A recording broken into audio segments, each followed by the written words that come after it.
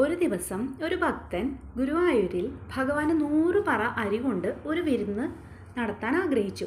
ഗുരുവായൂരിൽ ഭഗവാന് സമർപ്പിക്കാൻ ഉദ്ദേശിക്കുന്ന നിവേദ്യം 2 കീഴ്ശാന്തിമാർ തയ്യാറാക്കണം. കീഴ്ശാന്തിമാരിൽ ഒരാളാണെങ്കിൽ രോഗാവസ്ഥയിലായിരുന്നു.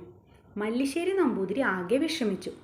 അടുത്ത ദിവസത്തെ ക്രമീകരണങ്ങൾ എങ്ങനെ ചെയ്യണമെന്ന് ആലോചിച്ച് ഉറക്കമില്ലാത്ത ഒരു രാത്രി ചെലവഴിച്ചു. രാത്രി മുഴുവനും ഭഗവാന്റെ നാമം ജപിക്കുകയല്ലാതെ അദ്ദേഹത്തിന് മറ്റൊന്നും ചെയ്യാൻ കഴിഞ്ഞില്ല. പിറ്റേന്ന് അദ്ദേഹം ക്ഷേത്രത്തിൽ പോയി ചുറ്റും നോക്കി എവിടെ നിന്ന് തുടങ്ങും എന്നാലോചിച്ച് വിഷമിച്ച് പെട്ടെന്ന് നോക്കിയപ്പോൾ അവധിയിലായിരുന്ന കീഴ്ശാന്തി തിരിച്ചെത്തി വിരുന്നൊരുക്കുന്നത് കണ്ട് ആശ്വാസമാണ് തോന്നിയത്. പാചകം പൂർത്തിയാക്കിയ ശേഷം കീഴ്ശാന്തി രുദ്രതീർത്ഥത്തിൽ കുളിക്കാനും പോയി. പക്ഷെ അദ്ദേഹം തിരിച്ചെത്തിയില്ല. പിറ്റേന്നും അദ്ദേഹത്തെ കണ്ടില്ല. പൂജാരി അദ്ദേഹത്തെക്കുറിച്ച് അന്വേഷിക്കാൻ ഒരാളെ അയച്ചു.